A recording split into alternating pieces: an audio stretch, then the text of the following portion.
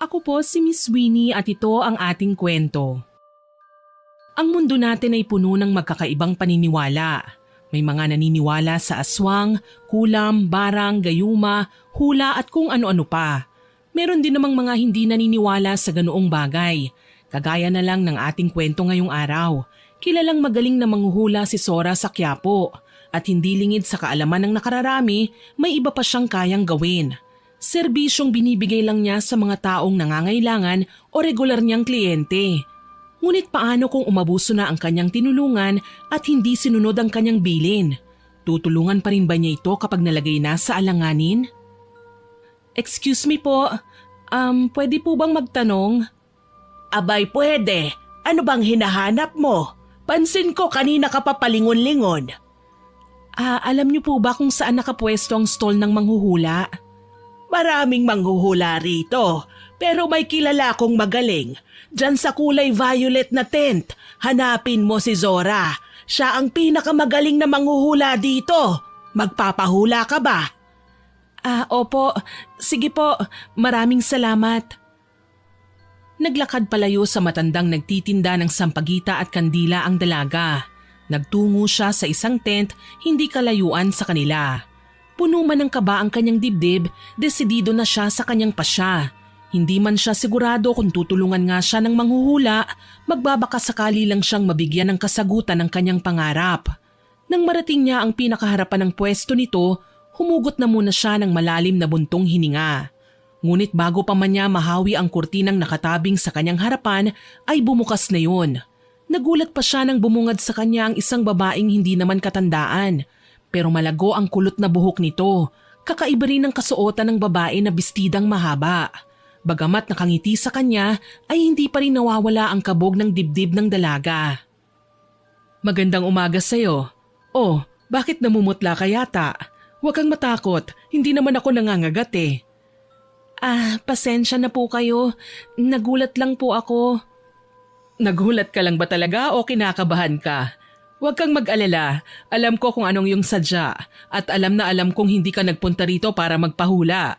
Halika, pumasok ka. Mas maganda na rito natin sa loob pag-usapan ng iyong sadya. Nakangiting tinalikuran ng manghuhula ang dalaga. Kaagad namang sumunod papasok ang dalagang magpapatulong sa manghuhula. Mas lalong nakadama ng kaba ang dalaga nang tuluyan na silang makapasok. Madilim ang loob ng tent. Ngunit nakapagtatakang napakalamig nun sa loob kahit pa nga tirik na tirik ang araw sa labas. Maupo ka na muna para mapag-usapan natin kung ano ba ang ipinunta mo rito. Ako nga pala si Zora. Anong yung pangalan? Opo, Lizel Vergara po ang pangalan ko. Lizel, ano ba talaga ang iyong sadya? Gusto kong marinig kung ano ba talaga yung saloobin sa pagtungo mo rito. Alam ko po na imposible ang tulong na hihilingin ko. Pero nahihirapan na po ako eh. Buong buhay ko po panay panglalait at pang-aalipusta nang natatanggap ko. Hindi lang po sa ibang tao, kung hindi maging sa aking pamilya. Dahil ba sa panlabas na anyo mo? Opo, lalo na po sa malaking itim na balat sa aking muka. Maging kalahati ng katawan ko na parang may kaliskis ng isda. Ang sabi po ng ama ko, ipinaglihi raw po ako ng aking yumaong ina sa isang isdang may batik-batik, kaya raw po naging ganito ang itsura ko. At gusto mong mawala ang lahat ng mantsa sa iyong balat. Sandaling namayani ang katahimikan sa kanilang pagitan. Ilang beses pang nagpakawala ng malalim na buntong hininga si Lizel bago kinakabahang sinabi ang kanyang hiling. Gusto ko pong gumanda, yung tipong artistahin po ang itsura. Maputi, matangos ang ilong, mapungay na mga mata. Medyo mabigat pala ang nais mo eh. Ang buong akala ko, kaunting solusyon lang ang kakailanganin mo. Nakikiusap po ako sa inyo. Buong buhay ko po gusto ko pong maging maganda. Yung hinahangaan po ng lahat. Alam ko pong imposible ang gusto ko, pero sana po matulungan niyo ako. Pero hindi ako doktor ha. Hindi ko kayang palitan ng lahat. Limitado lang ang aking kakayahan. Tuluyang bumuhos ang mga luha ni Lizel nang marinig ang sinabi ni Zora. Nawala na siya ng pag-asang maabot ang kanyang pangarap. Habang si Zora naman ay tumayo sa kanyang kinauupuan at lumapit sa isang aparador na natatabingan ng kulay itim na tela. Pagkabukas ng aparador, pinadaanan niya ng haplos ang mga boteng may laman ng iba't ibang kulay na likido. Nang magawi ang kanyang kamay sa boteng naglalaman ng kulay asul na likido, kinuha niya yon. Ipinagitna niya sa kanyang mga palad ang bote at saka siya umusal ng mga lengguwaheng siya lang at mga kagaya niya ang nakakaintindi rito. Matapos gawin yon, muli siyang bumalik sa harapan ni Lisel na umiiyak pa rin. Tumahan ka na, walang magagawa ang pag-iyak mo. Mukhang hanggang pangarap ko na lang talaga ang pagganda. Hindi naman ako mayaman para makapagparetoke. Bukod sa mga panglalait at mga alipusta, ano pa ba ang pinakadahilan ng hiling mo? Gusto ko rin pong maranasan na mapuri, ang mahalin at ingatan, ang hangaan. Sige, tutulungan kita, pero sa isang kondisyon. Talaga po? Tutulungan niyo po ako? Naku, maraming salamat po. Hep, anong salamat? Hindi mo yata narinig ang sinabi ko eh. May kondisyon akong ibibigay sa'yo. Kahit ano pa po ay gagawin ko para gumanda lang. Tinitigan munang mabuti ni Zora si Lisel. Pinapakiramdaman niya muna kung maaari ba niyang mapagkatiwalaan ang dalagang humihingi ng tulong at ng ekstrang serbisyo niya. Mukhang mabait ka naman at masunurin. Bueno, bago ko ibigay ang gamot na makakatulong sa'yo, nais ko munang mangako ka na hindi mo gagamitin ang pagganda sa masamang gawain. Gagamitin ang pagganda sa masama? Posible po ba yun? Pero sige po, pangako po, hindi ko po gagamitin ang pagganda sa masamang gawain. Tumango si Zora at saka inabot sa dalagang si Lisel ang boteng naglalaman ng kulay asul na likido. Nang makuha na yun ng dalaga, tinitigan pa niya yun ng mabuti. Matapos gawin yun, kunot ang kanyang noo na tumingin kay Zora. Paano po ako gaganda sa likidong ito? Inumin mo, pagkatapos ay isipin mong mabuti kung ano ba ang nais mong maging itsura. Ngunit kailangan maubos mo ang laman ng bote. Yun lang po, iinumin ko lang po ito tapos gaganda na ako? Oo, kailangan lang nating maghintay ng ilang minuto para makita ang epekto nito. Ilang buwan po ang itatagal ng epekto? Hindi buwan, hindi rin taon, kung hindi habang ikaw ay nabubuhay. Habang sinasabi yon ay nagsisindi naman ng mga kandila si Zora. Matapos niyang gawin ang pagsisindi, sinenyasan niya si Lisel na inumin na ang gamot. Tumalima naman ang dalaga. Inisang tunggalang niya ang likidong kulay asul. Napangiwi pa siya dahil sa mapaklang lasa nun. Pagkatapos inumin yon ay umupo muna siya. Dahil pakiramdam niya bigla siyang nahilo. Kalmado namang umupo si Zora sa tapat niya. Ilang minuto pa ang lumipas, napangiti na ang babaeng manghuhula. Kumuha siya ng isang salamin at iniabot yon kay Lisel. Nanginginig at kinakabahang kinuha niya mula sa kamay ng manghuhula ang salamin. Dahan-dahan ang ginawa niyang pagharap nun sa kanyang muka. At nang makita niya ang bago niyang itsura, walang pagsidla ng sayang nararamdaman niya. Ako ba talaga to? Ang ganda! Ang kinis ng mukha ko! Ang tangos ng ilong ko! Totoo ba talaga ang nakikita ko? Hindi ba ako dinadaya ng aking paningin? Totoo ang nakikita mo. May iba ka pa bang gusto? Wala na po. Maraming salamat. Magkano po bang babayaran ko? Hindi ako nagpepresyo. Ikaw na ang bahala kung magkano ang kaya mo. Mawawalan kasi ng bisa ang aking gamot sa oras na magbigay ako ng presyo sa aking serbisyo. Ganun po ba? Okay na po bang 5,000? Babalik na lang po ako sa susunod kapag nakaipon na po akong muli. Okay na yan. Huwag mo lang kalimutan ang kondisyong na pag-usapan natin, ha? Naku, maraming salamat po. Aalis na rin po ako. Hinatid naman ni Zora palabas ang dalagang kliyente.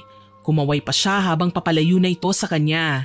Malaki ang ngiting ipinamaypay niya ang 5,000 na ibinayad ng kliyente. Hoy, Zora!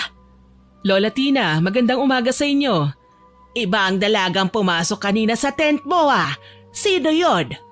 Siya rin po yun. Kaya nga po mukhang maaga na naman akong makakapagpahinga eh. Nagbigay ka na naman ba ng ekstrang serbisyo? Hindi ba sinabihan na kita noon na tigilan mo na ang sideline mo? Ang tigas talaga ng ulo mong bata ka. Hindi ka ba natatakot sa Diyos sa ginagawa mo? Si Lola Tina naman eh. Lola, alam niyo po, ang hirap-hirap po ng buhay ngayon. Wala po akong mapapala kung panay panghuhula lang ang gagawin ko. Hindi ko po ikayayaman yon. Huwag na po kayong mag-alala pa. Mamaya ay mangungumpisal ako at magbabahagi sa simbahan ng biyayang natanggap ko. Ay nako, ewan ko sa'yo. Nakalimutan mo na ba ang nangyari noon sa iyong ina? Ganyan-ganyan din siya. O ano ang napala niya? Yumaman ba siya? Hindi ba? Bagkus napahamak pa siya. Ayun, nabaliw at tumalon sa building. Ilang beses ko na pong narinig yan, Lola Tina. Sige na po, maglilinis pa po ako ng tent ko eh. Ililibre ko na lang po kayo ng tanghalian mamaya. Ikaw talaga. Napangiti na lang si Zora kay Lola Tina bago tuluyang bumalik sa kanyang tent. Hindi naman nabago sa kanya ang paninermo ng matandang babae. Sapagkat bata pa lang siya, kilala niya na ito.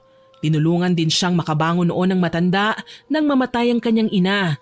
Kaya pamilya na ang turing niya sa matanda. Sa araw-araw ay ganun ang senaryo sa buhay ni Zora.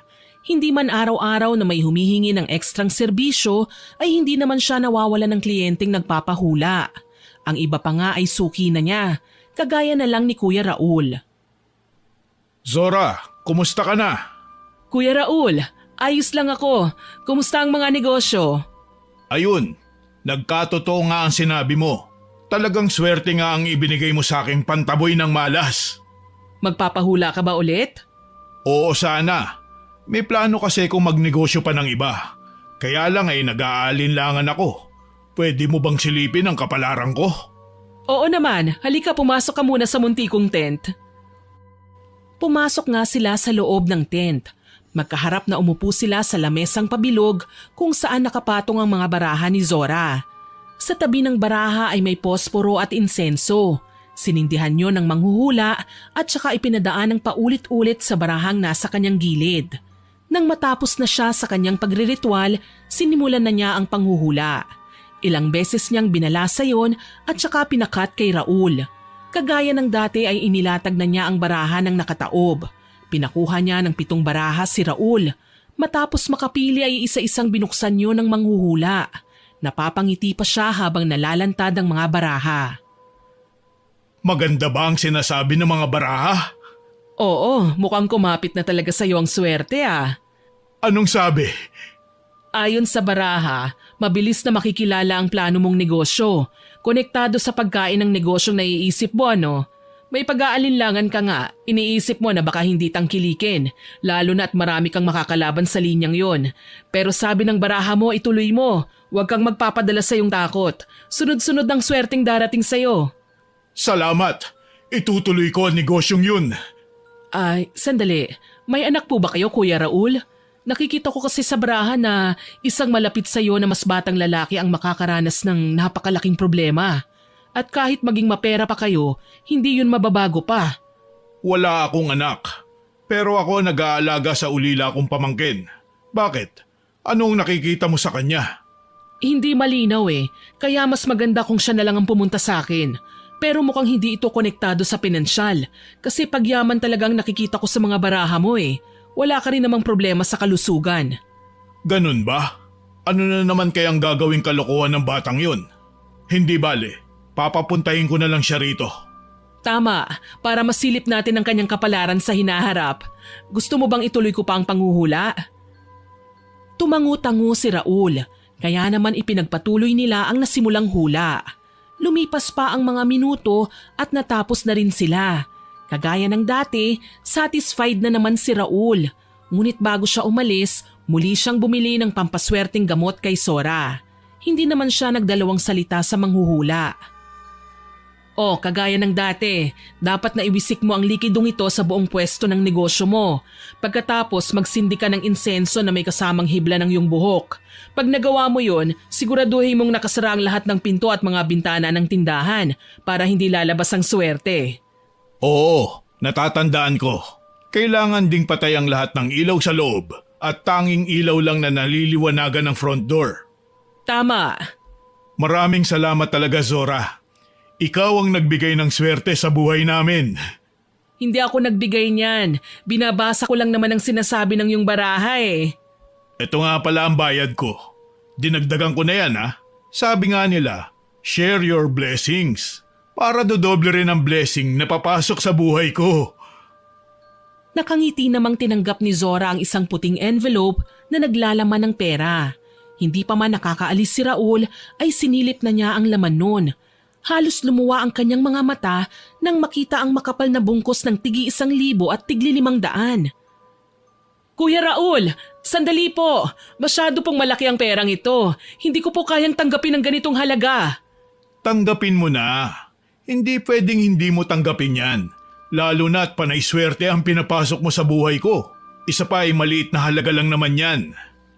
Sige na nga po. Pero idodonate ko sa simbahan ng iba ha. Tapos bibigyan ko rin sila Lola Tina. Tama. Oh, sige na. Aalis na ako ha. Paplanuhin ko munang mabuti ang bagong negosyong gagawin ko. Oo, sige, salamat. Malawak ang mga ngiti ni Zora habang sinusundan niya ng tingin si Kuya Raul hanggang sa mawala na ito. Doon naman lumapit sa kanya si Lola Tina. Nagulat pa siya nang kalabitin siya ng matanda. Psst! Si Raul yun, hindi ba? Hay, Lola Tina, bakit po ba kayo nanggugulat?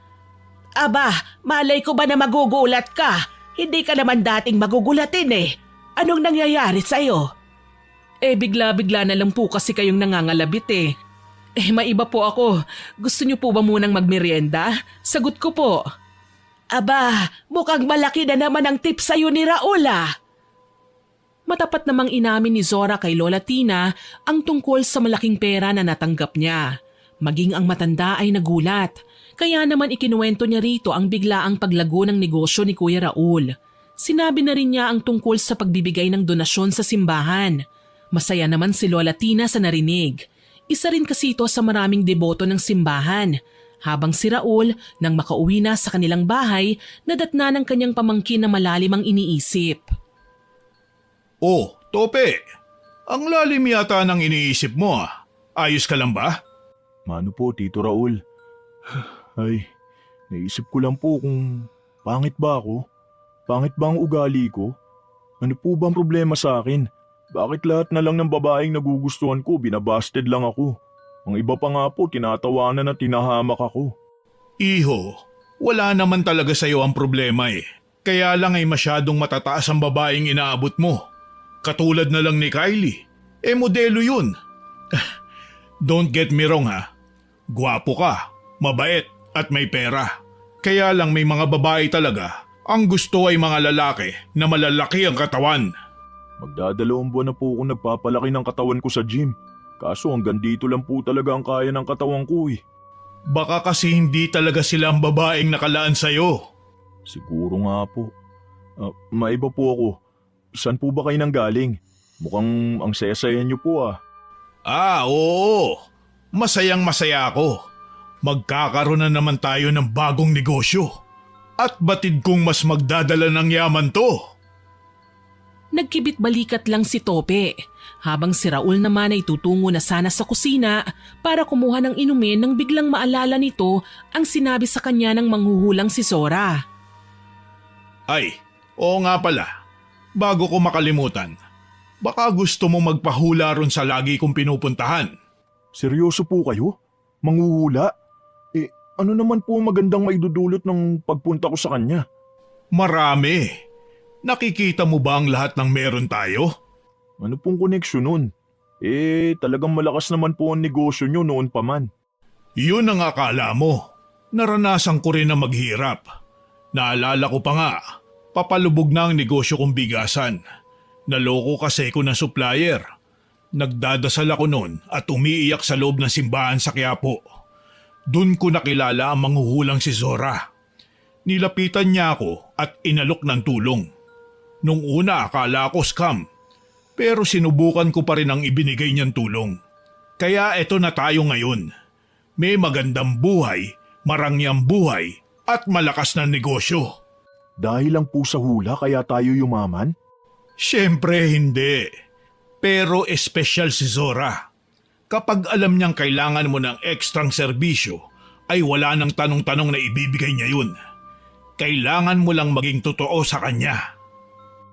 Napakunot ang noo ni Tope sa sinabi ng kanyang tiyuhin.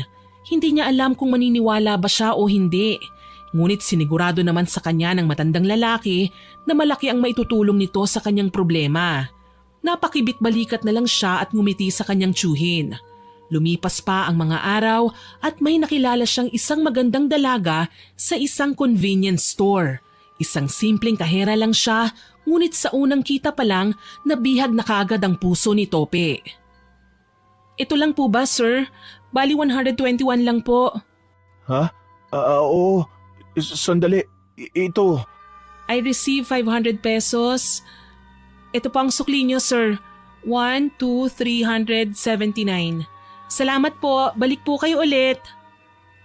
Natulala si Tope nang makita niya ang magandang ngiti ni Lisel. Kung hindi pa pumitik-pitik ang dalaga sa kanyang harapan, ay baka inabot pa siya roon ng mas matagal. Ayos lang po ba kayo, sir? Oo. Okay lang ako. Pasensya na kung hindi mo mamasamain. Pwede ko bang malaman ang pangalan mo? Tinatanong mo ang pangalan ko, sir? Ako po si Lisel. Kayo po, sir. Huwag na, sir. Tawagin mo na lang akong Tupi. Nagkamay ang dalawa. Nang mahawakan ni Tope ang kamay ni Lisel ay hindi niya mapigilan ng mamula. Bagay na ikinahihiya niya sa tuwing nangyayari yon. Lalo na at mestizo siya. Kaya naman kitang-kita ang pagkukulay kamatis niya. Plano pa sana niyang makipag-usap sa dalagang maganda. Ngunit isang customer ang tumapik sa kanya at tinanong kung tapos na ba silang maglandian. Kaya naman napapakamot na lang si Tope ng kanyang batok. Wala siyang nagawa kundi ang umalis na lang at umuwi. Pagdating sa bahay, naabutan niyang nagbibilang ng pera sa sala ang kanyang tiyuhin. Tito? Bakit dito po kayo nagbibilang? Hinihintay kasi kita. Ano ba yung binili mo? Siopaw po at ice cream. Sa inyo na lang po itong siopaw. Bakit nyo nga po pala ako hinihintay? Salamat. Sakto. Bola-bola ba to? Bola-bola nga. May ba ako? Tatanungin sana kita kung nagpunta ka na ba sa manghuhulang sinasabi ko. Tungkol po ba dun? Naku, nakalimutan ko po. Hindi pa po ako nagpupunta. Aba, kung talagang gusto mong magka-girlfriend, ay dapat ay puntahan mo na. Lalo na't napag-iiwanan ka na ng mga kasabayan mo. Kanina nagpunta sa store natin si Mendoza, yung kaklase mo dati sa koleyo. Kasama niya ang asawa at anak nila. Ako kailan kaya ako magkakaapo sa'yo? Bata pa naman po ako. Pero sigurado po ba kayong magaling yung manghuhula? Abay, oo naman. Garantisado. Matapos ang kanilang pag-uusap, nabuo na rin ang pasya ni Tope. Susubukan niya munang mapalapit kay Lisel at kung makikita niyang may pag-asa ay hindi na niya kakailanganin pang magpunta sa sinasabi ng kanyang tiyuhin. Napapangiti pa siya habang iniisip kung ano nga ba ang ipapahula niya. Nang bigla na lang niyang maalala ang magandang mukha ni Lisel habang nakangiti. Para pa siyang nagde-daydream habang kinakain ng ice cream na binili niya. Sa mga lumipas na araw, panay lang siyang nagpapapansin kay Lisel hanggang sa maging magkaibigan sila. Lumipas pa ang 1, 2 at 3 linggo. Plano na sanang magtapat ni Tope kay Lisel. Ngunit nakita niya itong may kausap na ibang lalaki. Mas nabalot pa ng selos ang kanyang dibdib nang yakapin ng magandang lalaki ang kausap nito.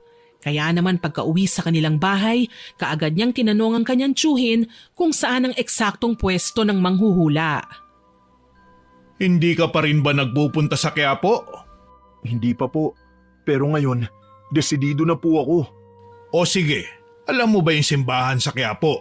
Sa labas nun, may mga nakahilerang stall. Puntahan mo yung nag-iisang may trapal na kulay ube.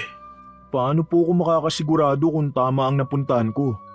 May matandang babae na nagtitinda ng kandila at sampagita sa tabi niya. Hanapin mo si Zora.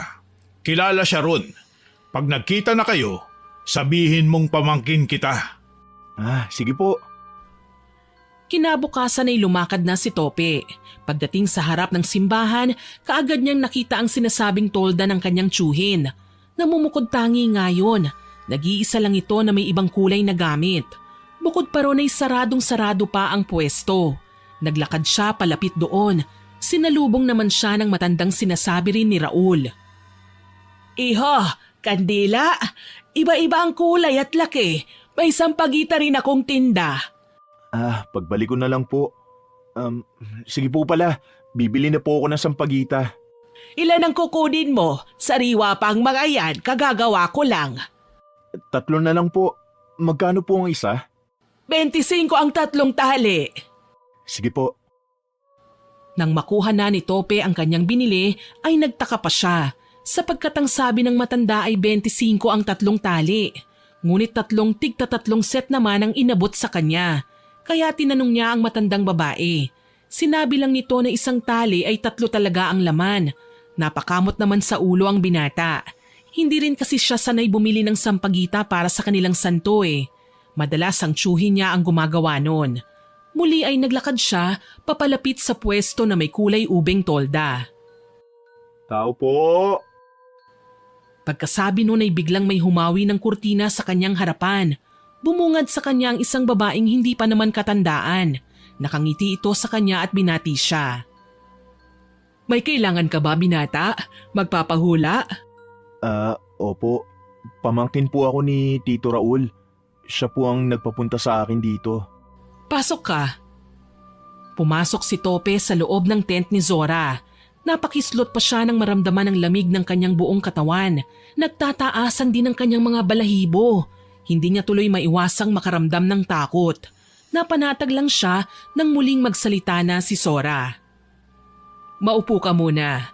Talagang sinabihan ko ang iyong tiyuhin na papuntahin ka rito. Talaga po? Kaya pala niya ako kinukulit. Oo, lumabas ka kasi sa barahan niya eh. Handa ka na bang malaman ang iyong hinaharap? Sandali lang po. Hindi ko po gustong malaman ang hinaharap ko. Ang gusto ko po sana magpahula tungkol sa love life ko po. May gusto po kasi akong babae. Gusto ko lang pong malaman kung siya na po ba. Tumangulang si Zora at kagaya ng dati binalasan niya ang kanyang mga baraha.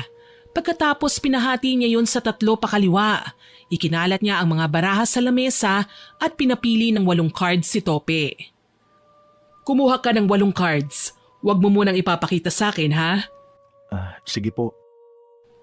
Sinunod nga ng binata ang sinabi ni Zora. Pagkatapos ay iniabot niya ang 8 cards sa manghuhula. Nang dumikit ang daliri ni Tope sa kamay ni Zora, ay bigla na lang napamulagat ang manghuhula. Napahigpit din ang hawak niya sa mga baraha. Napansin naman yun ng binata. Ayos lang po ba kayo? Oo. Pasensya ka na. Nagkibit balikat lang si Tope, habang si Zora naman ay napapaisip sa kanyang nakitang mga imahe. Nakita niya kasi ang kulay itim na bumabalot dito. Bukod pa ron ay may nakita rin siyang mga sugat ang lalaki sa muka at braso. Umiling ang manghuhula at sinimula ng buklatin ng mga baraha. Ano po bang sinasabi ng mga cards? Lagi ka bang nababasted? Ha? Paano niyo po nalaman? Lumabas sa baraha eh. Lagi kang pinapaasa pero hindi ka naman nila binibigyan ng pagkakataon. Ngunit may nakikita ko ritong isang babae na mamahalin mo ng lubusan. Wala akong makitang detalye sa kanya eh. Ngunit nakikita ko ritong magsasama kayo. Kaya lang kailangan mong maging maingat. May panganib na paparating. Isang madilim na pangyayari ang magaganap bago mo mas maintindihan kung ano ba talaga ang gusto mo sa buhay. Ang babae po bang sinasabi niyo yung sinabi ko sa inyo kanina? Oo, ayos lang ba na magpanibagong balasa tayo? Nais ko lang makumpirma ang katauhan ng babaeng ito. Hindi na po kailangan. Sapat na po sa akin ang malamang makakasama ko siya. Ibig sabihin, may pagkakataon ako sa kanya. Kaya lang po, mukhang may iba siyang gusto. Bueno, kung yan ang pasya mo, wala naman akong magagawa. Aminin ko po sa inyo hindi po talaga hula ang ipinunta ko rito. Napangisi naman si Zora sapagkat nang sabihin pa lang ng binata na ang tanging nais niyang ipahula ay tungkol sa usaping puso, naramdaman na niyang may iba pa itong pakay. Kaya naman walang sali-salitang tumayo siya at kinuha sa kanyang lalagyan ng isang boteng naglalaman ng kulay pulang likido. O ito, tanggapin mo, pero wag mong aabusuhin. Nagkakaintindihan ba tayo? Ano po ito? Ano bang kailangan mo para mapaibig ang dalagang inaasam mo? Ang ibig niyo po sabihin, gayuma po ito? Mamahalin na ako ng gusto ko? Oo, pero wag mong aabusuhin. Ano pong ibig niyo sabihin? Isang patak lang kada linggo ang gamit niyan. Huwag kang lalabis o huwag ka ring magkukulang. Sapat na siguro yon para magkasama kayo habang kayo ay nabubuhay. Talaga po? Naku, maraming salamat po. Hindi na ako kailanman mababasted. Magugustuhan na rin niya ako. Nakangiting tumangutangulang si Zora. Tiwala naman ang manghuhula na susunod ito sa kanyang bilin. Pamangkin naman kasi siya ni Raul na regular naman niyang kliyente. Matapos ang kanilang pag-uusap, masayang umalis si Tope at umuwi na. Ngunit bago yun ay nag-abot muna siya ng pera kay Zora. Kaya masayang masaya na naman ang babae. Ngunit gaya ng dati, pagkaalis pa lang ng kanyang kliyente, hinarap na naman siya ni Lola Tina. Kakaiba na naman ang mga ngiti mo ah. Kumikislapang yung mga mata sa saya. Mukhang nakadali ka na naman ah. Si Lola Tina talaga, oo. Tumulong lang po ako sa problema ng binatang yon. Lagi raw po kasi siyang binabasted eh. Yung binata kanina, kagwapo nun. Nababasted pa rin. Kaya nga po eh. Ayun, naawa po ako, tinulungan ko na. Nako, wag mong sabihing umulit ka na naman. Ang tigas ng ulo mo. Hindi ko na alam kung anong pangaral pa ang gagawin ko para lang pakinggan mo ang mga babala ko. Ay, nagugutom po ako. Kayo rin po ba? Tara, libre ko na po kayo. Nako, iniiba mo na naman ang usapan eh. Ikaw talagang bata ka. Kung hindi ko lang kaibigan ng yumao mong ina, pababayaan na lang kitang mapahamak eh. Alam ko naman pong nag-aalala lang po kayo sa akin. Pero totoong nagugutom na po ako. Napapailing na lang na iniwan ni Lola Tina ang babaeng manghuhula. Habang sa bahay nila Tope, masayang nagluluto ang binata ng pininyahang manok para ibibigay niya yon kay Lisel. Nilagyan din niya ng gayuma ang pagkain. Nang matapos na ang binata, nagpunta na siya sa pinapasukan ni Lisel. Pagdating sa convenience store, kaagad na lumapit siya sa dalagang iniibig. Sakto naman na wala pang customer. Magandang tanghali, Lisel. Dinalang kita ng tanghalian. Aba, may patanghalian ka pa ngayon ha? Anong meron? Kaarawan mo? Ikaw talaga. Kailangan ba may handaan pa bago kita dalan ng tanghalian? Ang bait ah. May sasabihin ka sa akin ano? Suhol siguro yan. Ito naman, suhol ka agad. Hindi ba pwedeng gusto ko lang ipatikim sa'yo? Bakit nga? Nakalimutan mo na ba? Magtatayo ng negosyo ang tito ko. At negosyong pagkain ang gagawin niya. Plano ko kasing isadya sa kanya yung pininyahang manok. Ay, oo nga pala, nakalimutan ko. Hintayin mo lang ako sandali ah. May binili lang kasi ang kasamahan ko. Tumango lang si Tope at saka lumakad papunta sa isang sulok kung saan nakapwesto ang upuan at lamesang mahaba na nakadikit sa salamin ng tindahan. Ilang sandali pa dumating na ang hinihintay ni Lisel, kaya lumapit na ito sa binatang naghihintay. Tope, nainip ka ba? Hindi naman. Upo ka na para makakain ka na ng tanghalian. Ang iksi pa naman ng break time nyo. Sandali, kukuha ko ng ekstrang plato at kubyertos. Hindi na. Kumain na ako kanina bago kita dinalhan. Ah, ganun ba? Salamat.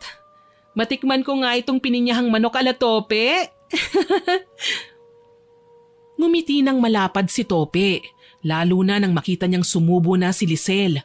Sarap na sarap ang magandang dalaga sa dala niyang pagkain.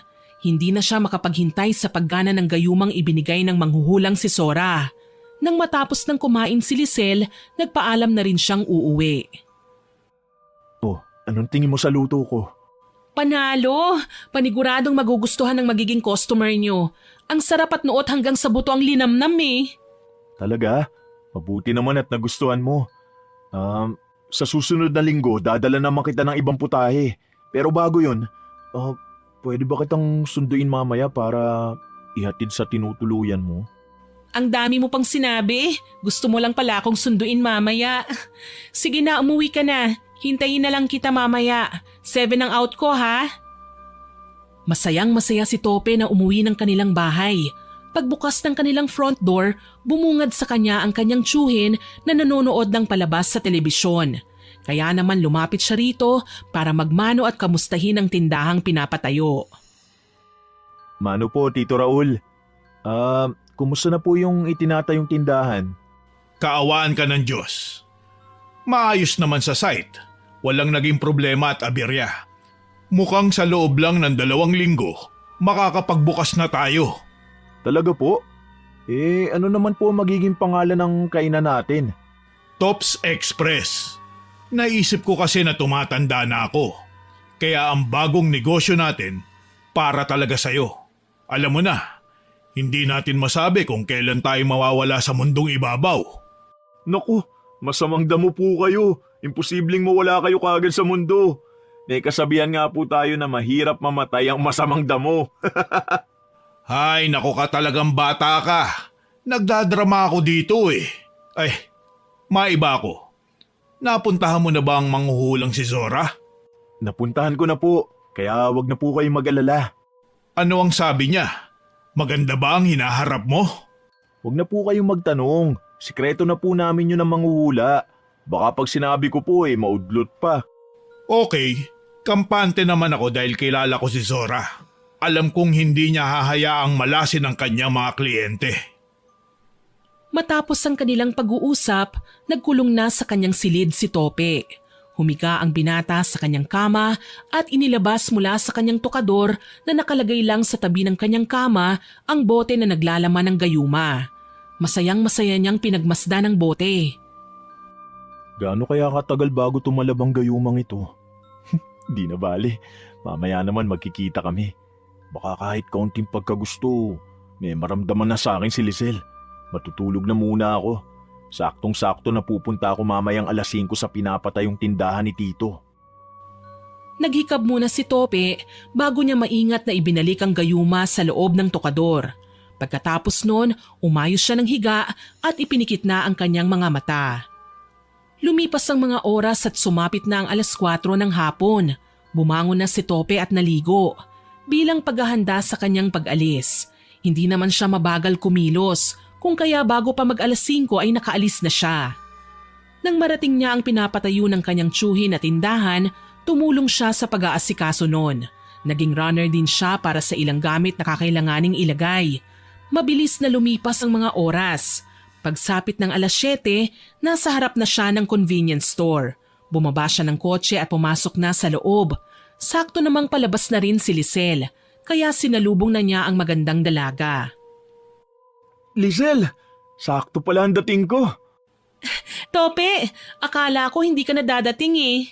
Sabi ko naman sa'yo, susunduin kita, di ba? Tara na. Akin na ang bag mo, ako na magbibit-bit. Namumula namang iniabot ni Lisel ang kanyang bag sa binata. Ipinagbukas din siya ng glass door ng store. Habang naglalakad sila palapit sa nakapark na kotse ni Tope, hindi maiwasan ng dalaga na palihim na sulyapan ng binatang kasama. Pagdating sa nakaparadang sasakyan, pinagbuksan pa ng pinto ni Tope ang dalaga. Kinikilig namang sumakay si Lisel. Nang maisara na nga ng binata ang pintuan, tsaka siya umikot para sumakay naman sa driver's seat. Habang binabagtas nila ang daan pauwi sa inuupahang apartment ni Lisel, hindi maiwasang magtanong ang dalaga sa binata. Tope, may nais sana akong malaman eh. Ano yon? Gusto ko lang sanang malaman kung may girlfriend ka na. Siyempre wala. Kung meron man, paniguradong hindi kita kasama ngayon. Talaga? Wala ka pang girlfriend? Bakit mo naman naitanong yan? Kita naman ang ebidensyang wala. Kasi, paano ko ba sasabihin? Sasabihin ng ano? Sandaling namayani ang katahimikan sa pagitan nilang dalawa. Hindi dahil sa wala silang maisip na sabihin sa isa't isa, kung hindi dahil naghihintay lang si Tope sa sasabihin ng magandang dalaga na si Lisel. Ilang beses na humugot ng malalim na buntong hininga ang magandang dalaga bago bumaling paharap sa nagmamanehong binata. Hindi ko alam kung paano ko to sasabihin, pero sa palagay ko, may nararamdaman na ako para sa'yo eh. Nararamdaman? Oo, sa palagay ko, gusto na kita. Matapos sabihin yon ng magandang dalaga, bigla na lang napapreno si Tope. Halos pareho silang kamuntikan ng mauntog. Mabuti na lang ay may suot silang seatbelt. Aray ko! Pasensya ka na. Ayos ka lang ba? Nasaktan ka ba? Ayos lang ako. Mabuti na lang at sinuot ko ang seatbelt. Alam ko na nabigla kita sa sinabi ko. Hindi ko rin maintindihan eh. Ang alam ko lang may nararamdaman ako sa puso ko at ikaw ang gusto ko. Gusto mo ko? Ibig mo sabihin, mahal mo ko? Nahihiyang tumangu-tangu si Lisel. Masaya namang hinila siya ni Tope at saka niyakap ng mahigpit. Totoo ba talaga to? Lizelle, handa akong ligawan ka araw-araw. Basta bigyan mo lang ako ng pagkakataon. Hindi na kailangan. Kung ako ang magiging girlfriend mo, napakasaya ko na. Pumapayag ka na maging girlfriend ko kahit hindi pa kita nililigawan ng formal? Tumangu-tangu si Lisel, kaya hinatak siya ni Tope at siniil ng halik ang kanyang labi. Simula ng gabing yun, araw-araw nang hatid sundo ni Tope ang magandang dalaga. Masaya naman sila sa relasyong kanilang pinasok. At kagaya ng sinabi ng binata, araw-araw niyang binibigyan ng bulaklak ang nobya. Ano na naman to? Sabi ko naman sa'yo hindi naman kailangang araw-araw mo kong bigyan ng bulaklak eh. Pero ito ang gusto ko, hayaan mo na lang ako. Oo nga pala, bukas magbubukas na ang Tops Express. Susunduin kita sa apartment mo ha. Sakto pala, day off ko bukas. Saan mo gustong kumain ng dinner? Ikaw nang bahala. Ang mahalaga naman sa akin ay magkasama tayo sa pagkain. Sa mall na lang tayo. Bibilan na rin kita ng maisusuot mo para bukas. Yun nga ang kanilang ginawa. Nagpunta sila sa pinakamalapit na mall. Namili muna sila ng isusuot ni Lisel para sa pagbubukas ng kainan nila Tope bago sila kumain sa mamahaling restaurant. Naging masaya naman ang gabi nilang yon. Ngunit hindi pa rin makampante si Tope. Lalo na nang makita niyang nakikipagnitian ang kanyang nobya sa waiter na kumukuha ng kanilang order. Nang magpaalam si Lisel na magpupunta muna sa banyo, sakto namang dumating ang kanilang order. Kaya kinuha niyang pagkakataon yun para malagyan ng gayuma ang pagkain ng kanyang nobya. Sa pagbalik ng magandang dalaga sa kanilang lamesa, sinimulan na rin nila ang pagkain. Ang sosyal dito, babe. Ang laki ng banyo. Parang mas malaki pa nga yun kesa sa apartment ko eh. Sinabi ko naman sa'yo na pwede kitang kuhanan ng kondo. Ayaw mo lang kasing pumayag. Hindi na, ikaw talaga. Ang mabuti pa kumain na tayo. Mukhang masarap ang lahat ng order natin ah. Sa bawat pagsubo ng pagkain ni Lisel, hindi napipigilan ni Tope ang mapangiti habang kumakain. Hindi naman yun napansin ng dalagang sarap na kumakain.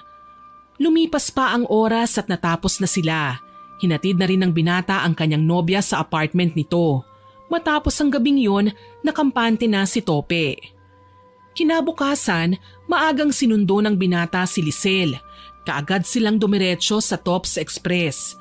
Naabutan na nila roon si Raul na nakikipag-usap sa ibang bisita. Nang makita sila ng may edad na lalaki, nilapitan sila nito at binati. Oh, mabuti naman at nandito na kayo.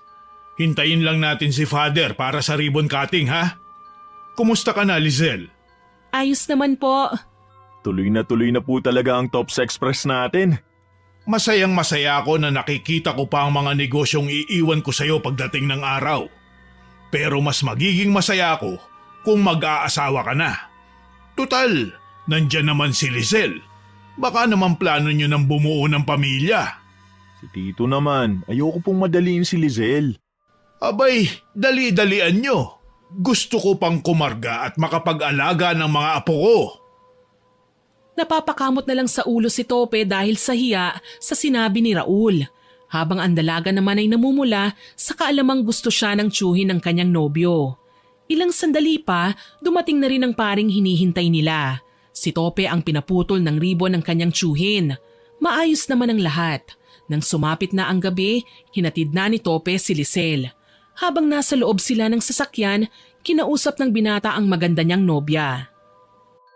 Babe, naisip ko lang, ano kaya kung magsama na tayo? Mag-live-in? Oo, pakakasalan naman kita eh. Kaya huwag kang mag-alala. Naisip ko lang kasi na mas makakatipid ka kung magsasama na tayo. Ako ang bahala sa lahat ng gastusin sa bahay. Saan naman tayo titira? Hindi sa ayaw ko sa bahay ng tito mo ha. Kaya lang nahihiya ako eh. Lalo na't hindi pa tayo kasal. Wala namang problema. Pwede tayong kumuha ng sarili nating bahay. Kahit tulugan lang. Gagawin mo yun? Siyempre naman. Lahat gagawin ko para sa'yo. Sige, pumapayag ako. Talaga? I love you, babe. Masayang-masaya namang nagyakapan ng dalawa, lalo na si Tope, sapagkat sa lahat ng babaeng kanyang minahal, tanging siya lang ang naging nobya niya. Kaya gusto na niyang lubos-lubusin. Nais pa niyang pakasalan nito.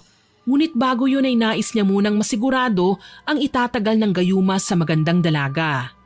Nang gabing yon na maihatid na si Lisel, kaagad niyang inayos at inimpake ang kanyang mga gamit. Pagkatapos ay humarap muna siya sa salamin at pinagmasdan ng maganda niyang muka. Napangiti siya nang makita ang sariling refleksyon. Makinis pa rin ang kanyang balat. Wala pa ring nagbago simula nang mapaganda siya ng manghuhulang si Sora. Nang makontento na siya ay tsaka lang siya nagpahinga at natulog na. Kinabukasan, pagkahatid ni Tope kay Lisel sa trabaho, naghanap na siya ng lilipatan nila. Hindi naman siya nabigo dahil sa ilang oras niyang pagtititingin sa mga binibentang bahay, natagpuan na niya ang magiging tahanan nilang dalawa ng nobya. Kaya nang sumapit na ang uwian ni Lisel, kinuha na nila ang mga gamit ng magandang dalaga at dumiretso na sila sa kanilang bagong bahay. Ito ang magiging bahay natin? Ang ganda! Oo, pero hindi pa kumpleto ang gamit natin. Baka bukas makabili na ako ng mga gamit, kahit pa unti-unti. Dito tayo bubuo ng pamilya. Napakasaya ko. Tara sa loob. Masayang pumasok ang dalawa sa kanilang bagong bahay.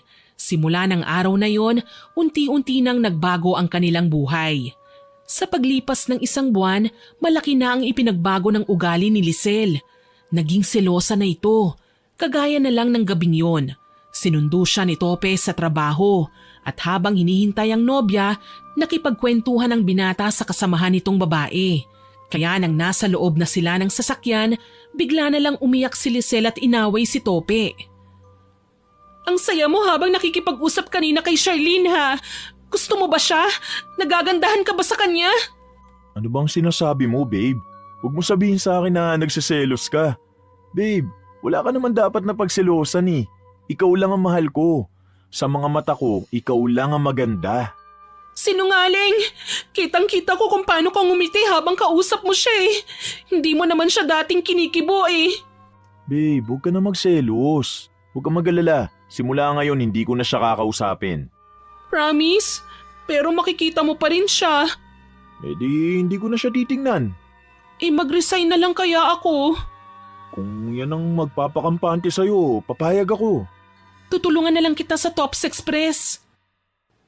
Masayang sumang-ayon na lang si Tope dahil hindi na niya nais pang lumaki ang pagtatampo ng nobya. Kaya naman sa mga sumunod na araw, lagi niyang kasama si Lisel.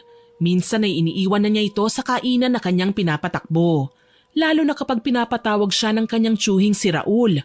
At nang minsang mangyari yon, naabutan niyang sinisigawan at pinagagalitan ng nobya ang ilang mga tauhan nila.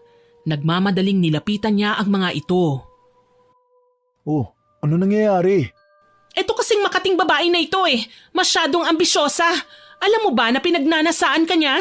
Akala yata niya mapupunta sa kanyang lahat ng kita rito kapag naakit ka niya at naagaw sa akin eh. Ano? Tanya, totoo ba yan? Umiiyak namang nagpaliwanag ang kanilang kahera. Sinabi ng babae humahanga lang siya dahil kahit sa batang edad ay napapalakad ng maayos ni Tope ang kainan nila. Sinang-ayunan naman yon ng iba pang trabahador, maging ang kanilang serbidora. Kaya naman napahilamos na lang ng kanyang mukha si Tope at niyaya ang nobya na umuwi na muna sila. Ngunit hindi pa tapos si Lisel. Ganun na lang yun? Hindi ako makakapayag. Dapat sisantihin mo ang malanding babae na yan. Babe, please, umuwi na tayo. Sa bahay na lang tayo mag-usap. Huwag mong sabihin na mas naniniwala ka pa sa kanya kesa sa akin. Hindi ganun yun. Sa ngayon, hindi ko pa siya matatanggal. Kailangan ko muna maganap ng papalit sa trabaho niya. Niloloko mo ba ako? Hindi kita niloloko, babe. Umuwi na tayo. Alam kong pagod ka na. Fine. Ikaw babae ka? Ayoko nang makita pang pagmumukha mo rito bukas ha. Kapag nakita pa kita, sisiguraduhin kong pagsisisihan mong nabuhay ka pa sa mundong ito. Tinignan lang ni Tope ang kanyang empleyado bago umalis kasama ang kanyang nobya. Habang nasa daan pa uwi, hindi napigilan ni Tope na kausapin ang kanyang magandang kasintahan. kahit pa nga alam niyang maaaring magalit din ito sa kanya. Babe, napapansin ko na napapadalas ang pag-init ng ulo mo. May problema ka ba?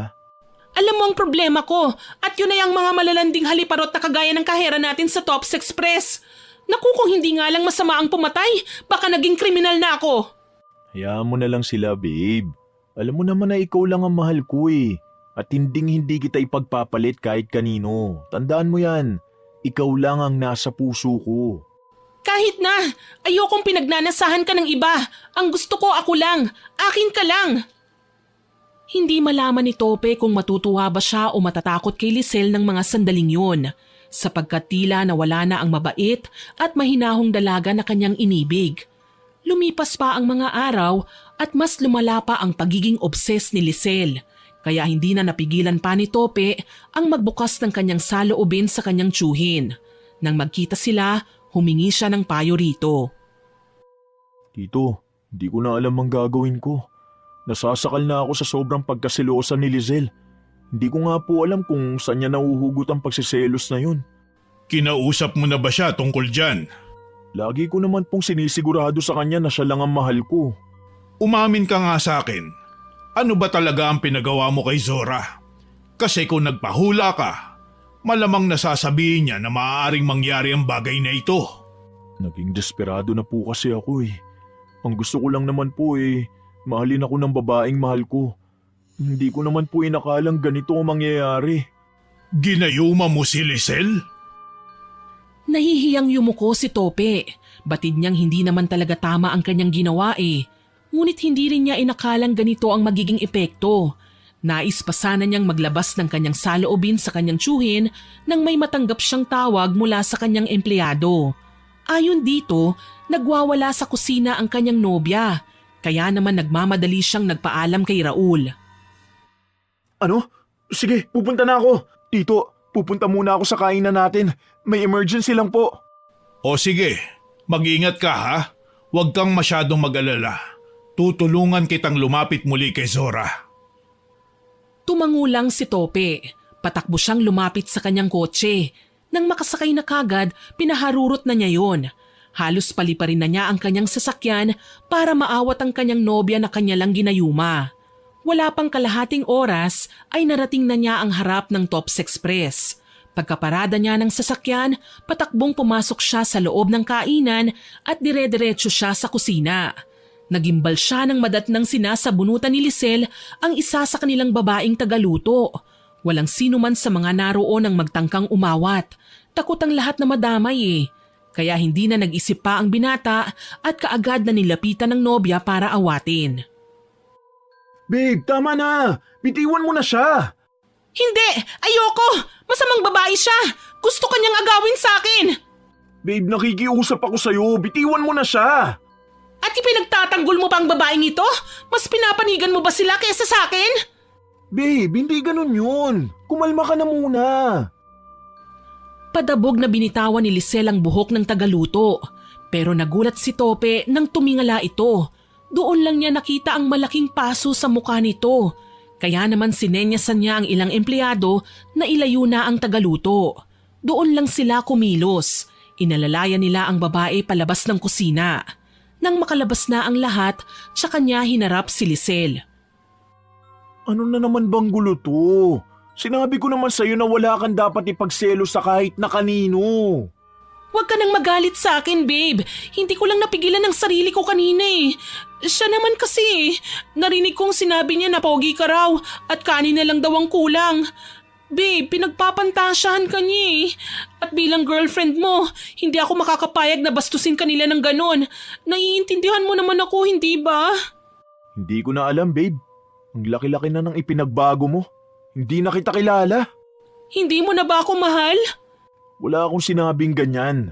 Alam na alam mong mahal kita. Pero maling-mali na eh. Sobra na. Hindi naman ganito ang gusto ko. Pangit na ba ako sa paningin mo? Bakit ganyan ka? Bakit hindi mo ako maintindihan? Umuwi na lang tayo. Pagod ako. Hindi pa man nakakasagot si Lisel, iniwan na niya ang kanyang nobyo. Natatarantang kinapa niya ang kanyang muka at nanalamin sa pinto ang salamin ng malaking freezer.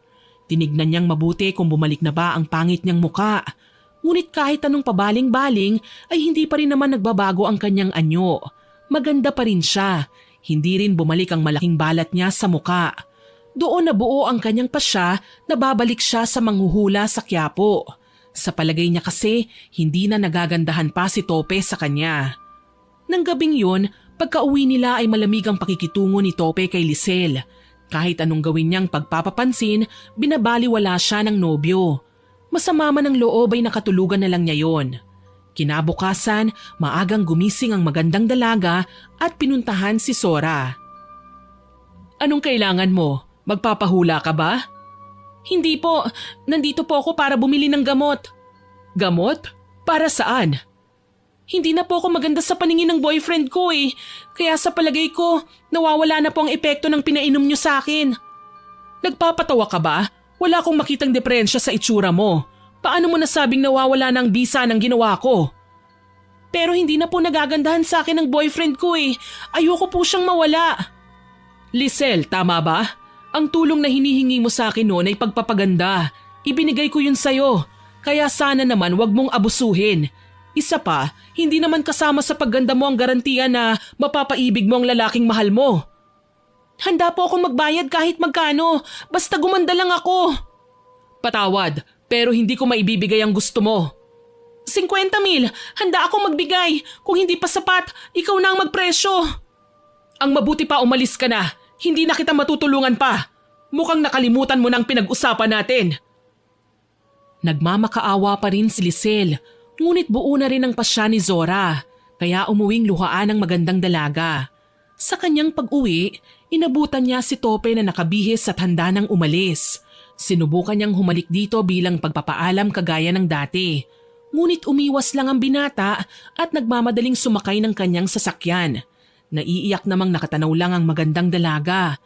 Lumipas pa ang mga araw at mas lalong lumala si Lisel. Halos ayaw na niyang palabasin ang kanilang bahay si Tope. Araw-araw na rin silang nag-aaway. Kaya naman nagpasya ang binata na tawagan ng kanyang tiyuhin na si Raul para sunduin siya. Tito Raul, hindi po ba kayo busy ngayon? Hindi naman. Bakit? May problema ba? Si Lisel po kasi ayaw kong palabasin ng bahay. Napapraning na naman. Baka pwede niyo po akong sunduin dito.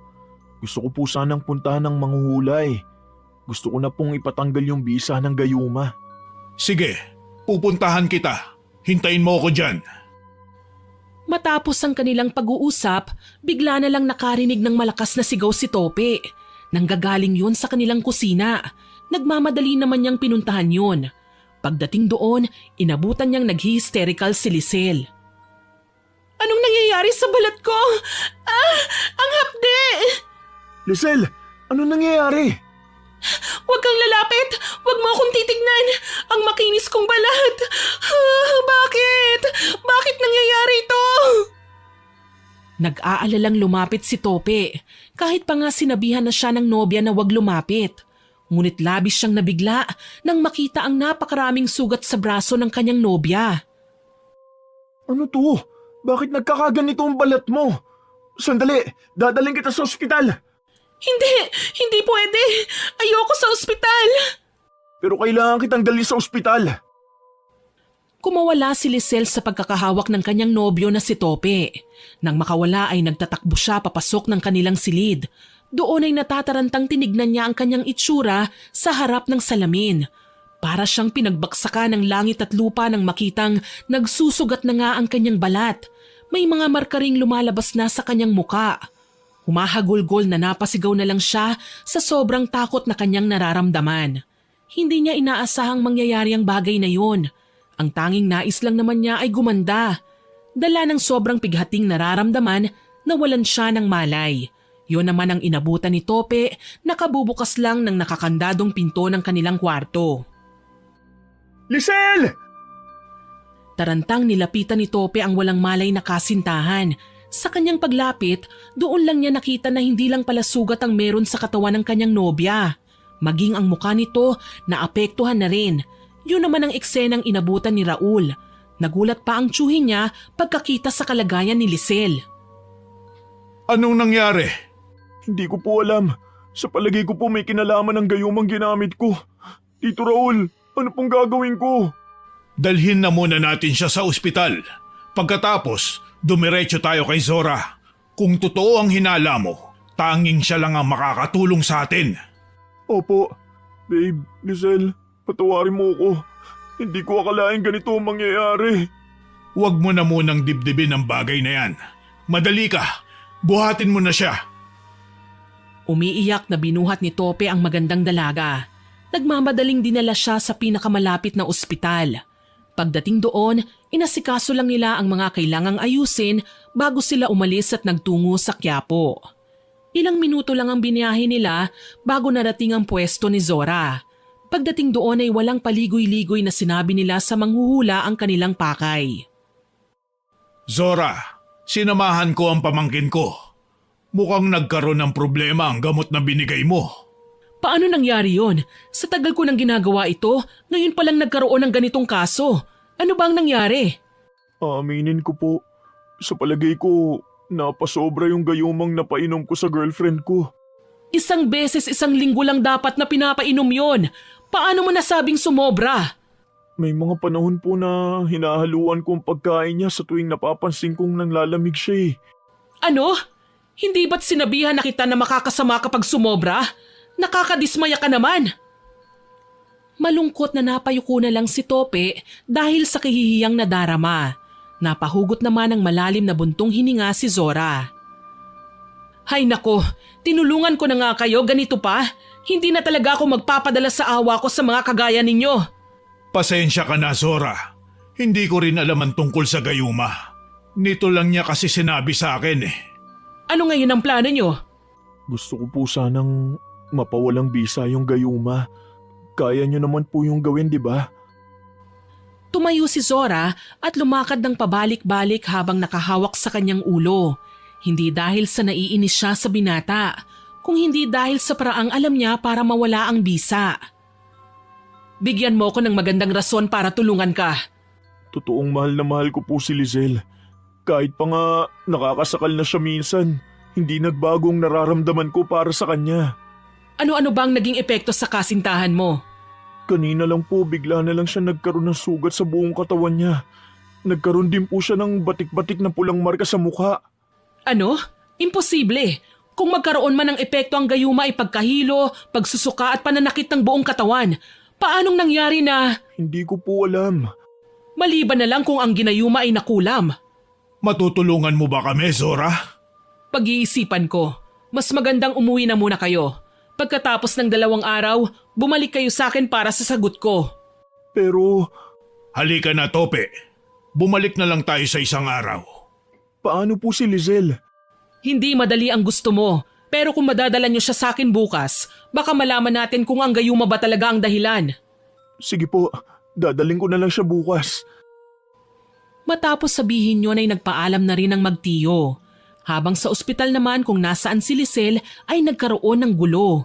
Nagwawala siya at inaaway ang lahat ng nurse at doktor na pumapasok sa silid na kanyang kinalalagyan. Nagsimula ang lahat ng sabihin sa kanya ng doktor na hindi nila alam kung anong sakit ang meron siya. Dahil ayon sa resulta ng kanyang mga test, normal naman daw ang lahat. Umalis kayong lahat! Mga wala kayong silbi! Pera lang namin ang gusto nyo! Pero wala naman kayong magagawang tulong! Peste kayo! Mga mukhang pera! Matapos sabihin yun ay walang sabi-sabing nagwala na naman siya. Lahat ng kanyang mahawakan ay kanyang ibinabato papunta sa pinto. Walang may lakas ng loob na pakalmahin siya dahil lahat ng magtatangkang lumapit sa kanya ay sinasaktan niya. Yun naman ang nadatnang eksena nila Tope at Raul. Nang makita ni Lizelle ang nobyo niyang binata, bigla na lang siyang bumalik sa higaan at nagtalukbong. Ginawa niya yon para takpan ang kanyang itsura. Lizelle, ano nangyayari? Maayos na ba ang pakiramdam mo? Huwag kang lalapit! Ayokong makita mo ako sa ganitong sitwasyon. Alam ko sa oras na makita mo ang itsura ko, hindi mo na ako mamahalin. Hindi mangyayari yun. Lalo na't may makakatulong na sa atin. Hindi ko nga lang alam kung mapapatawad mo pa ako kapag gumaling ka na. Hindi ako magagalit sa'yo. Sa puso ko alam kong ikaw lang ang tinitibok nito. Masaya akong malaman na mahal mo ko. Mahal na mahal din kita kahit nakakapagod na. Sa ngayon, sisiguraduhin kong gagaling ka. Huwag ka nang mag-alala, Lizelle. Bukas ay pupunta tayo kay Zora. Matutulungan kanyang gumaling. Walang sagot na nakuha si Raul sa nobya ng kanyang pamangkin. Nang bigla na lang nitong tanggalin ang kumot na bumabalot sa kanya at saka lumapit sa kanila. Zora, tama bang narinig ko? Oo, pupunta tayo kay Zora. Bukas dadalhin ka namin sa kanya. Hindi ko alam kung maniniwala ka, pero magaling si Zora. Isa siyang magaling na manghuhula sa Quiapo. Zora? Manghuhula? Sa Quiapo? Oo, babe. Hindi lang panghuhula ang kaya niya. Gumagawa rin siya ng ekstrang serbisyo, kagaya ng pagbibigay ng swerte sa negosyo. At nakakapagpaganda. Ano yun, babe? Wala. Tutulungan ba niya talaga tayo? Oo, matagal ko nang kilala si Zora. Mabuti ang kanyang puso at maawain din. Kaya alam kong tutulong siya. Isa pa, nagsabi na siya na dalhin ka raw namin sa kanya. Hindi na umimik si Lisel. Iniisip niya ang sinabi ni Raul. Hindi pa man siya sigurado na babatid na niyang iisa ang Zora na kilala nila. Nababahala siya kung ano ang mangyayari sa oras na malaman ni Tope na hindi siya totoong maganda. Natatakot siya na iwanan siya nito at kamuhian.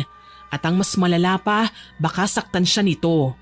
Dala ng labis na pag-iisip, hindi na niya namalayang niyakap na pala siya ni Tope. Kakaiba ang yakap na yun. Mahigpit at puno ng pagmamahal, kaya nasabi na lang niya sa kanyang sarili na bahala na bukas. Maaga palang kinabukasan, nagtungo na sila sa Quiapo.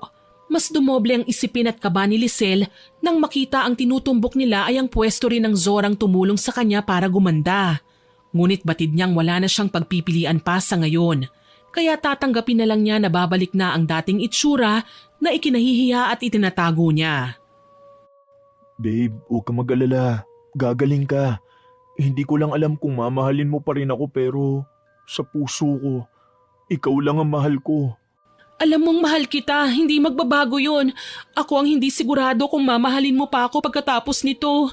Hindi akong Lisel na inakala mo. Tama na yan. Ang mabuti pa, pumasok na tayo. Niyakap ng mahigpit ni Lisel si Tope. Sinundan pa niya yon ng isang halik. Naluluhang pinakatitigan pa niya ang binatang akala niya ay tunay niyang minamahal. Lingid sa kanyang kaalaman, ang lahat ng kanyang nararamdaman para sa binata ay epekto lang pala ng gayumang ginamit nito sa kanya. Magkahawak pa ang kanilang kamay sa pagpasok sa tent ni Zora. Nando naman ang manghuhula at halatang inaabangan sila. Mabuti naman at nandito na kayo. Maupo na kayo. Iiwan ko na lang silang dalawa sa'yo, ha? May kailangan pa akong lakarin eh. Oo, sige. Titig na titig si Zora sa magkasintahang iniwan ni Raul. Napangisi pa siya nang makita ang babaeng kasama ni Tope. Ngunit hindi siya nagsalita. Hinintay niya ang mga ito na magbukas ng usapin. Hindi naman siya naghintay ng matagal. Hanggang sa nagsimula ng magsalita ang binatang si Tope na halatang kinakabahan. Alam ko po na may kasalanan ako sa nangyari sa girlfriend ko. Nakikiusap po ako na tulungan niyo ako. Handa ba kayong harapin ang mga kahihinatnan ng mga ginawa niyo? Handa na po ako. Ikaw, Lizelle Vergara, handa ka bang harapin ang katotohanan? Babe, patawarin mo ko. Alam kong iisipin mo na niloko kita. Alam kong pandidirian mo ko oras na makita mo ang totoong itsura ko. Anong ibig mong sabihin? Hindi ako totoong maganda. Tinulungan lang ako ni Madam Zora. Gamit ang gamot na binigay niya at pinainom sa akin, nagkaroon ako ng mukhang gusto ko. Patawarin mo sana ako. Hindi kita niloko. Totoong mahal kita. Hindi kaagad nakaimik si Tope. Magulo ang kanyang isipan. Hindi niya mawari kung ano ba ang kanyang nararamdaman ng mga sandaling yon. Lalo na at alam niyang peke ang pagmamahal na nararamdaman ngayon sa kanya ng nobya. Ilang minuto rin ang nagdaan bago nakakilos at nakahugot ng lakas ng loob ang binata. Patawarin mo rin ako. May ginawa ako para mahalin mo ko. Anong ibig mong sabihin? Hindi totoo ang nararamdaman mo para sa akin. Peke lang. Mahal mo lang ako dahil sa gayumang inihahalo ko sa pagkain mo. Gayuma? Nakakahiya mang aminin pero tama ang narinig mo. Ginayuma lang kita. Masyado akong desperado noon. Sabik sa pagmamahal ng isang babae. Kaya naman ayos lang sa akin kung kamumuhian mo na ako ngayon. Naguguluhan ako. Paanong… Hindi na natapos pa ni Lisel ang kanyang sasabihin. Bigla na lang siyang nangisay sa kanyang kinauupuan. Nataranta naman si Tope at kaagad na niyakap ang dalaga. Habang si Zora naman, napabuga na lang ng hangin. Ay naku naman, paniguradong umeepekto ng paghahalo ng mga gamot. Kayong mga kabataan talaga. Pakiusap po, tulungan niyo po siya. Tanggalan niyo na po ng bisa ang gayuma. Tatanggapin ko po ang kaparusahan. Basta maging maayos lang po ang lagay ni Lizelle. Kung gano'n ay buhatin mo siya, ihiga mo ng maayos sa sahig. Tumalima naman si Tope. Binuhat niya ang nobya. Habang si Zora, tinanggal ang sapi ng kanyang lamesa at inilatag yon sa lapag upang doon ilagay si Lisel. Dahan-dahan ang ginawang pagbaba ni Tope kay Lisel. Nang maibaba na niya, kaagad na kumilos ang manghuhula. Pinalibutan niya ng 11 kandila ang dalagang nangingisay pa rin. Habang sa isang tabi, umiiyak at hindi na mapakali si Tope. Hoy, huwag kang tumayo lang dyan. Kailangan mo akong tulungan sa paghahanda. Sige po, ano pong gagawin ko? Sindihan mo ang lahat ng kandilang nakapalibot sa kanya. Pagkatapos ay umalis ka na at kumuha ng isang buhay na manok. Kailangan ay native. Kakailanganin ko ang sariwang dugo nun. Para saan po ang sariwan dugo? Huwag ka ng maraming tanong. Gawin mo na lang. Natatarantang sinunod na lang ni Tope ang mga sinabi ni Zora. Inihanda naman niya ang iba pang sangkap na kanyang gagamitin. Hindi man siya sigurado sa magiging resulta, isa lang ang alam niya. Mawawala ang bisa ng gayuma at pampaganda. Ngunit hindi siya sigurado sa magiging epekto sa katawan ni Lisel. Nang matapos si Tope sa pagsisindi ng kandila, nagtatakbo siya palabas para maghanap ng buhay na manok. Ngunit hindi pa man siya nakakalayo na pagtanto niya na wala siyang alam na mabibilhan nun sa Quiapo. Yun ang kanyang iniisip nang bigla na lang siyang kalabitin ni Lola Tina. Nagulat pa siya pero kaagad ding kumalma. Kayo lang po pala, Lola. Nanggaling ka na naman binata sa pwesto ni Zora, ano? Nagpahula ka ba o humingi ng ekstrang serbisyo? Hindi po. Nandito po ako para ipagamot ang girlfriend ko. Ganun ba? Mukhang nagbago na ang aming si Zora. Tama na ang daang kanyang tinatahak. O kung ganon, wala na akong dapat pang ipag-alala. Teka, kapansin-pansin ang iyong pagkabalisa ah. May problema ba? Kailangan ko pong makahanap ng buhay na manok. Yung native po. Kakailanganin daw po yun sa panggagamot sa girlfriend ko. Wala kang mabibilhan nun dito. Tanging mga sisiw na may iba't ibang kulay at mga hilaw na manok na panluto. Pero may alam ako na pwedeng pakiusapan. Talaga po? Sige po, samahan niyo po ako sa kanya. Isinama ni Lola Tina sa isang komunidad na kung saan dikit-dikit ang mga bahay na gawa lang sa mga pinagtagpi-tagping plywood at yero. Ngunit halos bungad lang ang kanilang pinuntahan. Dito ka na muna. Kakausapin ko lang ang kumpare ko. Sige po. Matyagang naghihintay naman si Zora sa pagbabalik ni Tope. Ngunit hindi niya maiwasang mapatingin ng paulit-ulit sa kanyang orasan. Matagal-tagal na simula nang umalis ang binata para maghanap ng buhay na manok. Nasaan na ba yun? Dugo na lang ng native ng manok ang kulang sa rekado ko eh. Mahigit 1 oras na siyang wala. Kapag hindi siya dumating sa tamang oras, wala na akong magagawang lunas sa nangyayari kay Lisel.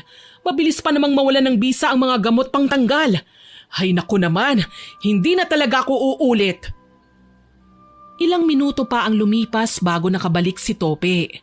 May dala na siyang native na manok. Hingal na hingal pa ang binata. Ngunit hindi yon alintana ni Zora. Mabilis na hinablot niya ang manok sa kamay ng binata at kaagad yung ginilitan ng leeg. Pinatulo niya sa isang mangkok na may lamang likido ang dugo nun.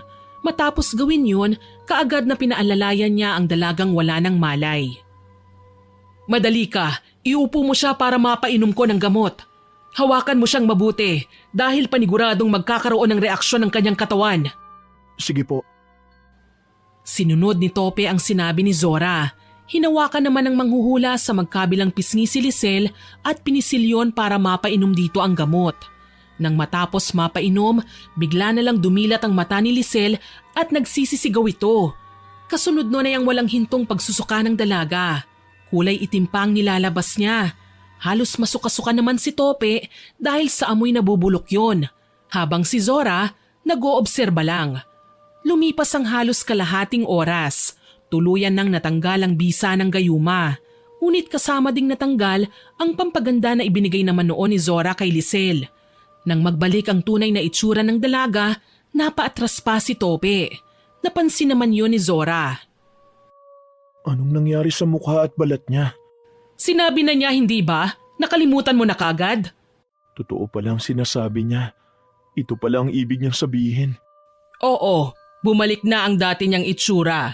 Nang tanggalin natin ang bisa ng gayuma, kasama ring natanggal ang nabulok na gamot pampaganda.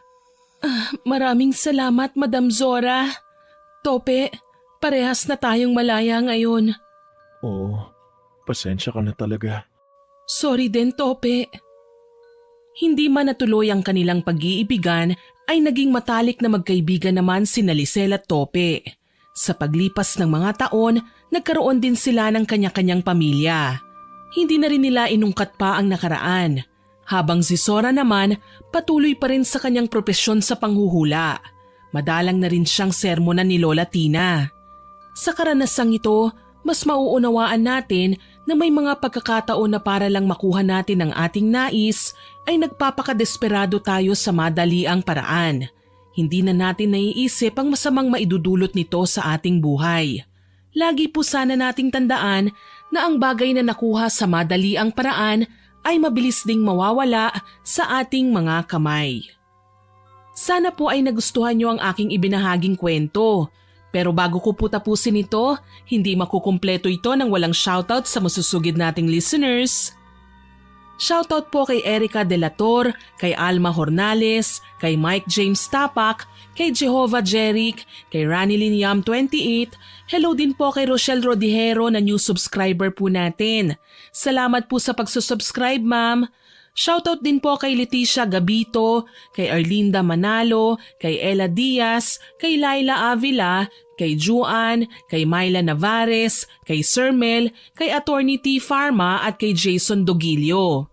Shoutout din po kay Joanne Roa, kay Merly Senokbit, kay Jeline Sapra, kay Agnes De Luna, kay Grace Hementera, kay Mary General Rhea Batiduan, kay Vernaline Insho, kay Giselle Agraza Mendez. Hello din po kay Mary Rose na nagsabing bawat galaw po niya na kay Miss Winnie ang tenga niya.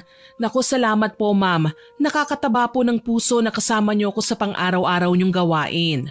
Shoutout din po kay Jerlyn Arbado, kay Marisa Manuales, kay Rosario San Jose at kay Zaira Kate Sibaluka. Shoutout din po sa mga mahal kong regular listeners na sina Ma'am Lydia Lopez, Ma'am Filipina Palsario, Ma'am Pamela Allen, kay Cherry Mukbang ASMR, kay Ma'am Angelina Ignacio, Ma'am Beth Mercado, Ma'am Milrose Galvez, Ma'am Milrose Demate, kay Mary Joy Sabaresa, kay Marco Nanes, kay Hana Maylin Sesgundo, kay Ma'am Belen Malbas, kay Roberto Crimen, kay Ma'am Rosalina Bugayon, kay Vivian Batermonia, kay Francisco Neng, kay Ma'am Alma Flores, kay Chef Lance MBB, kay Febe Ranyada, kay Sir George Ativo, kay Ma'am Tina Dekit, kay Hadigya Matalam, kay Puresa Tagiwalo, kay Kimberly Espanola, at kay Ma'am Heidi Tanchanco. Mahal ko po kayong lahat at lubos ang pasasalamat ko sa pagsusuporta niyo sa akin. Yung iba nga lang po ay hindi ko nare-replyan ng mahaba pero alam ko po kung sino-sino ang matyagang nakikinig at nakasuporta sa channel natin. Yung iba pa pong listeners na hindi ko pa nababanggit, sa next upload ko po comment lang kayo at ilagay ang names nyo para ma-line up ko for shoutout. Maraming salamat po sa inyong lahat na nakinig at nagkomento. Abangan pa rin po ninyo sana ang mga susunod nating upload. At huwag kalimutang mag-subscribe, like, share and comment sa kwento natin. Para po mabilis nyong makita kung may bago tayong upload, pindutin nyo lang po ang notification bell para mabilis nyo itong makita. Aasahan ko pa rin po ang inyong suporta ha. Muli, ako po si Miss Winnie na nagpapasalamat sa inyong walang sawang pakikinig.